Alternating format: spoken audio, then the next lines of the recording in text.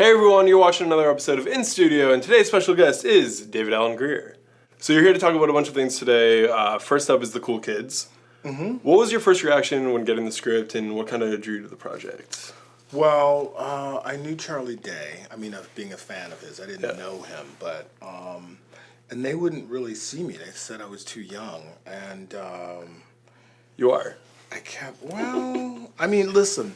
You know, when they did, I almost said Dream Girls. When they did Golden Girls, I think they were actually younger than we are. I'm the youngest in this cast, and so my pitch was after I think the third time. My agents finally set the meeting, and they said, "Okay, well they'll see you." And my whole pitch was like, "You want to start young, right? I mean, I'm 62 now. Hopefully, it'll last for 10 years, and I'll be sufficiently crusty. But if you cast 80-year-olds, they could be dead by Kwanzaa, So the idea that much younger people were writing a show for older people, and it's funny, some of the reviews were like, why didn't they talk about real senior issues? Why did they, why wasn't it like a documentary style, single camera with real old people? It's like, no, that wasn't the point. It was that I really Would you watch that if that was a thing? I have. It was in my house with my parents. My mom lived to be 95 and a half. Trust me, I've lived that. Yes. Okay, so, no, it was the idea that much younger people were writing a show for, senior citizens. And the original idea was, like, we did this one photo shoot where it was a breakfast club, but it was all of us. And so that's what it is, just more slower, gentler Breakfast Club. But we talked as much shit as everybody else does. Yeah, we're gonna go out, we're gonna fucking party, wow! And it's like, okay, let's go. Oh. There was one episode where we were trying to plan this heist to steal a television, and Vicky's like going, okay, we'll meet at 10. And we're all like, 10? What? And we're like, okay, 8. 8? What? It was like 7:30. Oh, okay, yeah. That's what it is in the essence. Now, you've called Hank this old crusty guy. Yeah. What do you relate to about Hank, and what scares you the most? You talked about getting your AARP card or something. I already got it, man. They sent it when I was 50. They sent out. Is there a congratulations in order when you get it? What's the reaction? From them, not from anybody I know. Nobody I know is like, yay, I'm old. No. They send it out to you when you're 50. They really want to nail down that old guy demographic. There's nothing that scared me about Hank. Nothing about the character. I mean, my real initial question to Charlie Day and his partners were, is this a convalescent home or a senior living facility? Because, one you're put into, essentially to die. And the other is a choice. So when I first asked, they were like, "Oh, we don't know." And I was like, "Well, that would help." That would help. And then we got that settled. And I just told them you can make me look old and crusty and stuff.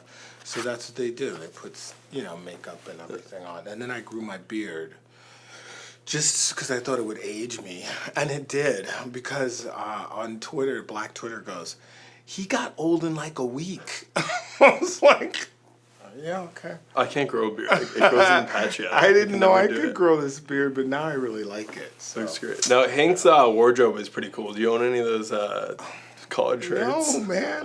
The worst were, I had these Velcro, orthopedic grandpa shoes where everything feels like pajamas and house shoes. I mean, it's all about comfort.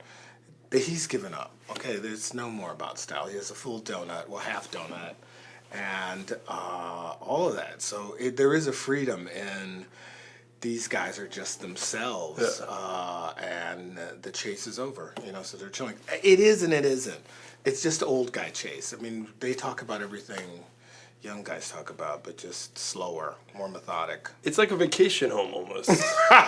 I guess, yeah. The one thing we never talk about is money, health care. Yeah. We are like, oh, I can't afford my medication. That kind of stuff. We don't talk about that. Now, the cast is hilarious. Who's, I guess, the most likely to break character? And do you guys improv a lot? It depends. I mean, Vicky is the most solid. I got her to almost break. And with Vicky, that's the corner of her smile. I could tell she was about to break, but Did you ever hear her story about Carol Burnett and how Carol Burnett discovered her? oh my God, it's enough already. I was like, big deal. Shut up about Carol Burnett. No. I never met Vicky, and like everyone, I grew up watching her, and so after I was trying to be courteous and gentlemanly and not, fan out. But then we were doing a press thing, and I was like, we had some downtime, and I just fanned out, and I was like, "What's she like? Is she here? Can you call her? If you called her, can we FaceTime? Does she, all that stuff." What would you say to her? Like, hi, just doing stuff. When I went to present an award at the Emmys, was it the technical Emmys? Creative Artists Emmys. Creative Artists. She was there. She came into the room, but I didn't walk over to her because I just figured, she doesn't want to hear me. I'm working with Vicki Lawrence. Did she talk about me? All this stuff. But anyway, yeah, she's huge. I mean, I think both she and Vicki, just awesome. That's cool to hear you fanning out about people. Is there anyone else in your career that you've really geeked out about? Well, Martin Mull, I met Martin when I was in high school in Detroit with my girlfriend, and he was the first famous person I ever met, and it was at this bar that had like a showroom called the Pickford Shelby Hotel in downtown Detroit, and he was performing there, and that was what I call Martin's first career. He would do like these comic albums and really witty and funny and smart and hip and cool.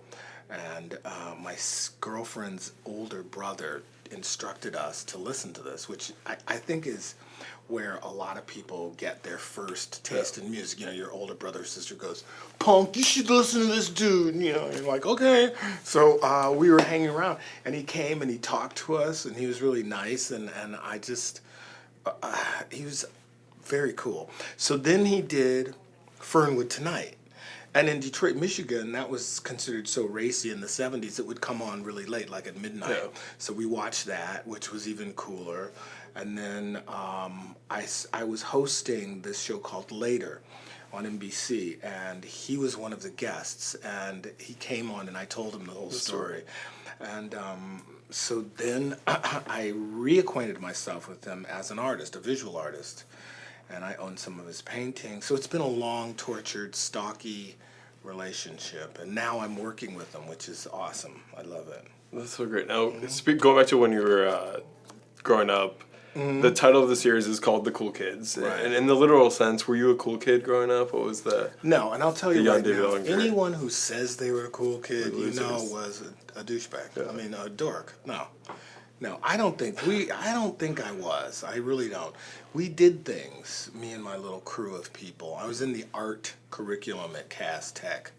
But I'll tell you who we were. I remember one of the girls I'd grown up with, she was giving a party, and she said, "David, I don't want you or your friends coming, because we would just be crazy."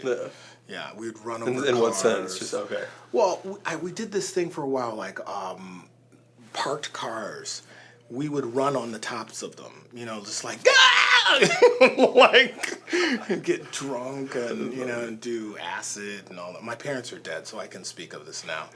But LSD and hallucinogenics and, just general rowdy. What we would do is whoever could drive, which was never me or my best friend, it was always some other person we befriended, much more than we really liked them. And he would drive us around, and we would go and sniff out parties. I mean, just be like, "Stop!" We go down at the end of the block. There's a party here. We would find it, and we would just go, "Oh yeah." We would just go and bum us a party and hang out. And then you got there and you're the life of the party, right? Apparently, but it wasn't until that morning when she went, "I do not want you guys to come," and I was like, "Oh, we have to come then." So it was kind of like that. The best parties to go to are the ones you're not invited to. Of course, man. Of course. Nothing crazy, but, a little crazy. Now, you've been in a lot of network sitcoms throughout your career. For The Cool Kids, are there any jokes that kind of get cut by the network or are deemed too far? Yeah. I do like that we're pretty raunchy. Yeah. Especially Vicky's character. She loves sex and, drinking and all that. Like, I'll tell you, there was a joke that Leslie had. It's funny, the nuance. Like, This was when Leslie was hitting on Vicky and. No, yeah. He was, but I mean, like, they won't let you say this word, but they'll let you say that word. So you kind of have to negotiate how obscene you can be, and sometimes it's kind of perplexing what they say you can and can't do. Yeah.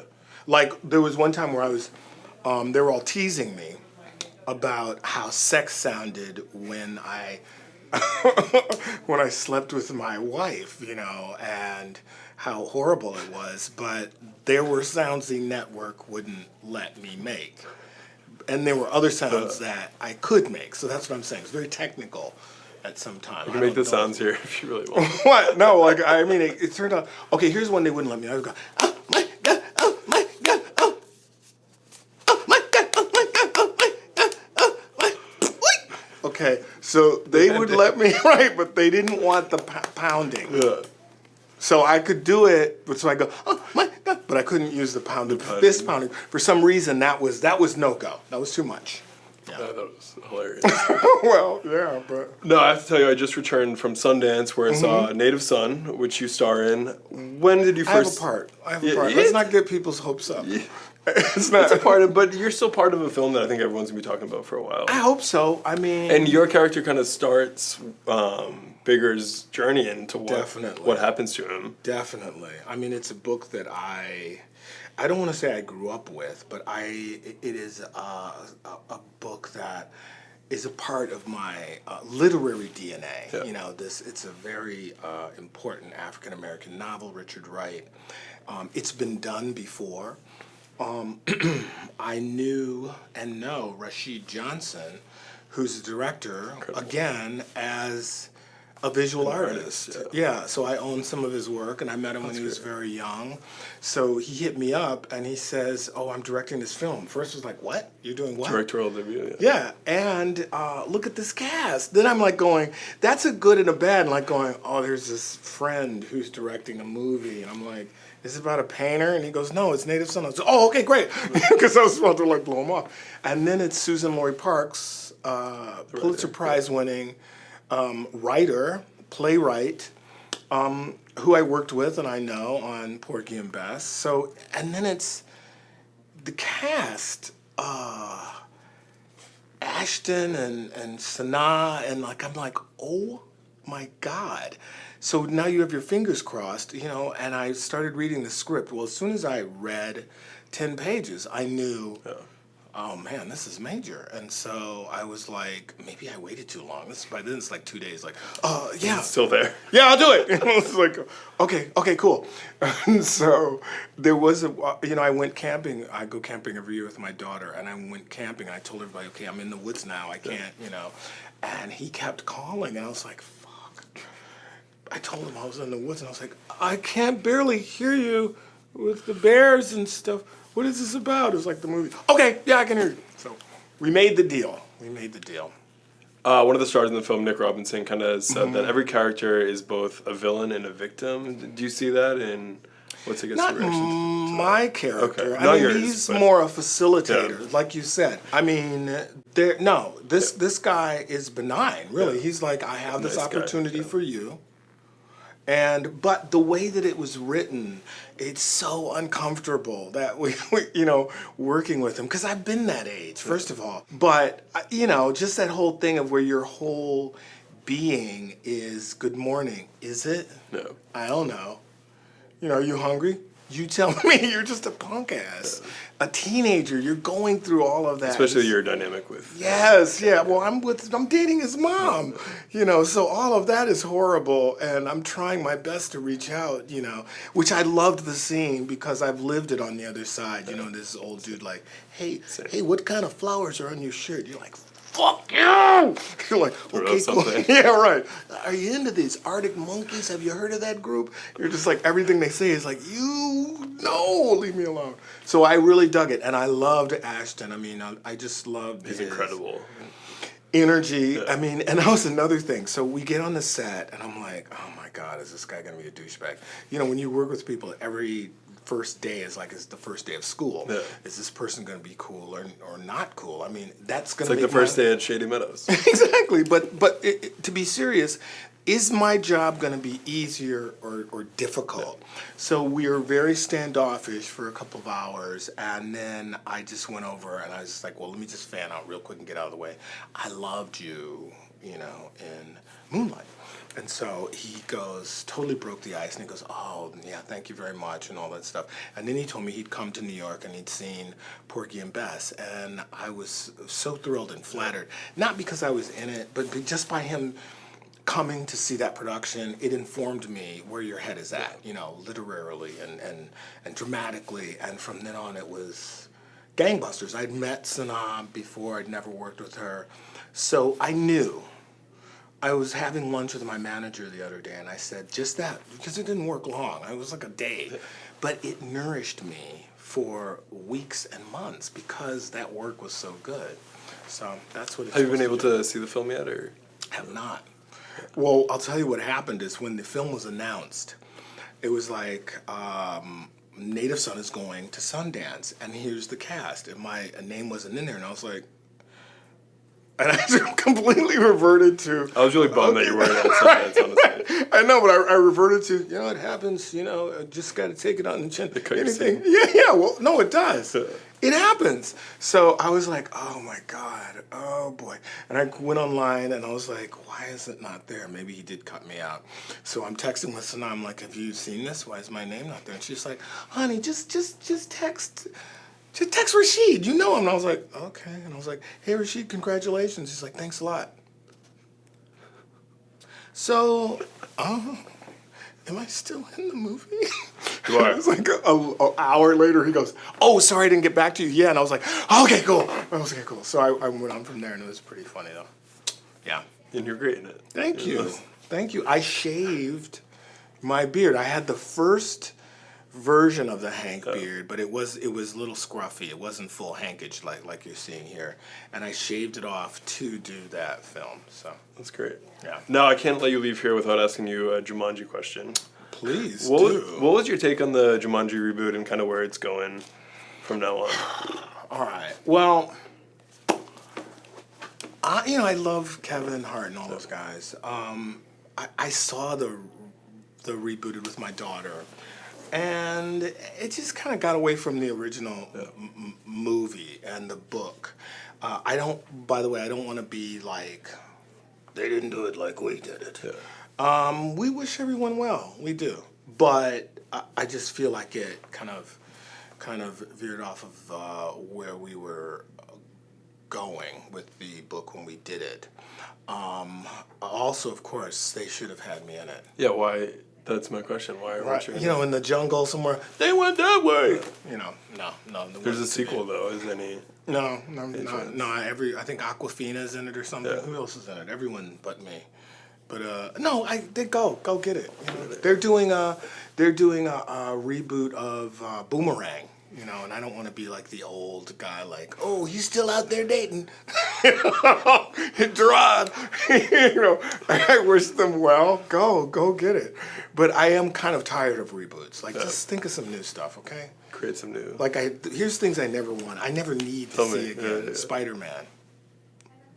Superman. We've had enough, have we not? Any kind of superhero, war, infinity combo platter. I'm kind of full. You're good with it. Yeah. Why are you here? To take over the world. Why? Because I can. To take over the world again. Yeah, right. Like, well, then what happens? Then we'll do a sequel. Yeah, I'm kind of done with that. Of course, unless I'm in it, you know, then I'll be. Maybe one day. Well, yeah. Maybe we can do the cool kids Infinity War. So we're really old people saving the world, but it just they get easily distracted, and it just takes a long time. It's like, we have 5 minutes, and it's like, oh, okay.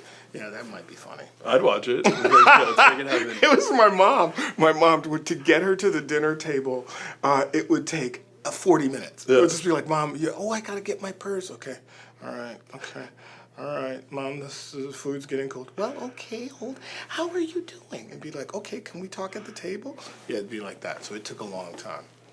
Thank you so much for being here. This was super fun. We're Did out of I time. answer but one of your questions? You did. This is great. You got to come back too. Seriously. I'd love to. Let's meet Sundance Let's next do it. year. Let's do it. There you go. Thank you so much.